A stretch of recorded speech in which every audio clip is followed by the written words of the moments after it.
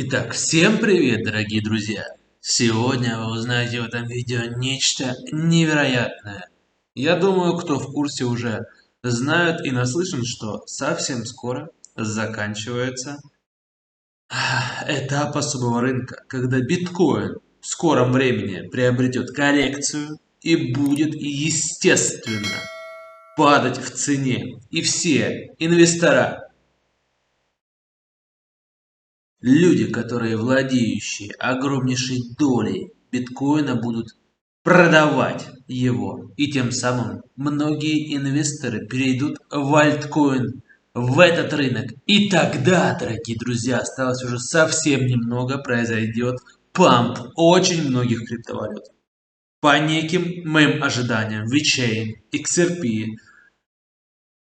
Tron и Cardano будут иметь повышение в 200-300%. Вы думаете, что это просто детский сад? Я вам скажу, что однако это не так. Если вы хотите упустить этот самый момент, вы можете закрыть это видео и заниматься своими делами дальше. Однако я вам этого делать не советую. Лично я приобрел 5 криптовалют, которые сейчас находятся в топ-10. И уверен на 110%, что в скором времени будет огромнейшее повышение стоимости. Мои вложения в $1000 окупят мои ожидания. Я намерен выйти из рынка, когда уже закончится сезон альткоинов, не менее суммой в $3000. И будет самое великое спущение, когда криптовалюты будут продаваться, падать в цене. И этот срок может занять больше года. И когда вы нащупаете момент покупки, через определенное количество этого времени вы сможете покупать криптовалюту по очень низкой и выгодной для вас стоимости. Здесь и состоит стратегия, чтобы на конце медвежьего рынка приобрести криптовалюту, получить эти самые 200-300%, продать ее и переждать. Ни в коем случае на нисходящем тренде я вам не советую входить в рынок. Вы имеете все шансы слить свои заработанные деньги. Поэтому вам для размышления топ-10 криптовалют альткоинов, в том числе и эфириум, который легко, по моим ожиданиям, сможет вырасти до отметки в $6000 уже в этом году. Принимать решения исключительно вам. Ну а теперь пока. До скорых встреч, друзья. Only one man in a million really understands, and it's a tax on people that have had faith in their currency that the government's issued. It's interesting in the United States. The value of the dollar since I was born has declined by 94% to 6 cents.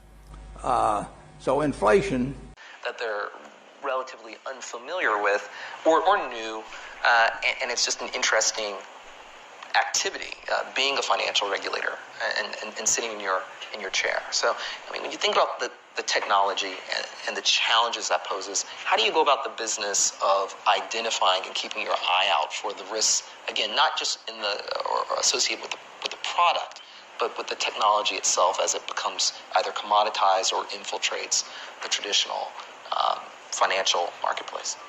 Well, again, we're for innovation. So really in more mature areas like use of the cloud or artificial intelligence, there continues to be challenges of how regulators look at those things. Does the cloud represent a higher degree of cyber risk? Is artificial intelligence, if you use it, do you perhaps violate concepts of fair lending or disparate impact that are concepts the CFPB has? So all these are questions that really need to be solved. So I consider that kind of the crypto's kind of the new thing. The core fintech are sort of established process that have gotten to some stage of maturity but still need increased level of maturity for regulation. So that's why in that report we kind of separated the two. One, we weren't finished with the digital asset work, so we weren't ready to publish on it.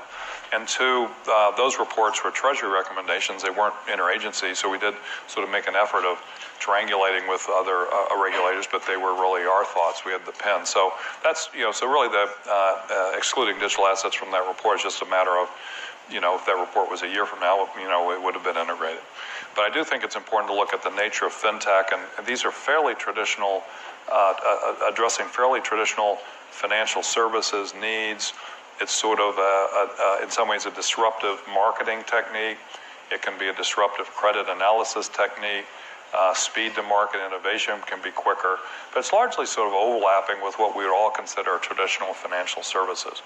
Crypto, digital, blockchain technology is like a whole nother step. So I guess the first thing is to get the first phase right, and I think we put out a framework that we're moving forward on.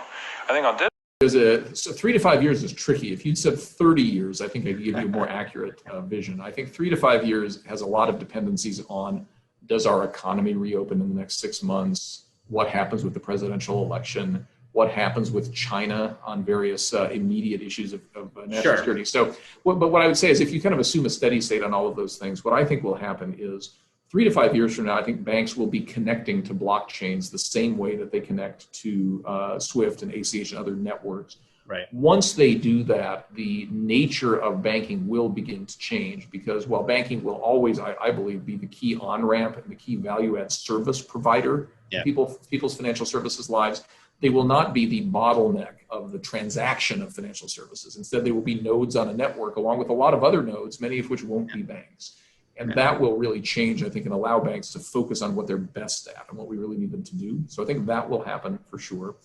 I do think that in a world of geopolitical instability, crypto assets in general will grow and become a more significant part of people's lives. That's one of the reasons why, I believe Bitcoin prices are going up in an environment of perceived instability, as people start to believe that the sovereigns are, maybe not as trustworthy as they once were. Bitcoin is not generated by any sovereign. Maybe that's a thing to hang on to.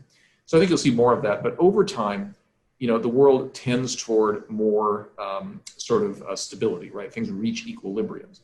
And so since decentralized things are more stable than centralized things, I would predict that the movement that started 200 years ago with the first Bank of the United States, a movement toward more decentralization, will continue. Banks will adapt to that. They will add value to that, and the world will go on. But it'll go on in a cheaper, faster, more accessible way than it has before. And that'll be through the good work of people like you. So that would be my view. It's awesome. The money movement continues. Appropriate for XRP. There's a lawsuit hanging over Ripple right now. A group of people are saying that XRP and Ripple are sort of tied together, and that they, XRP could consider it an unregistered security. What would you say to them? Well, it's pending litigation, so I'll probably be a little bit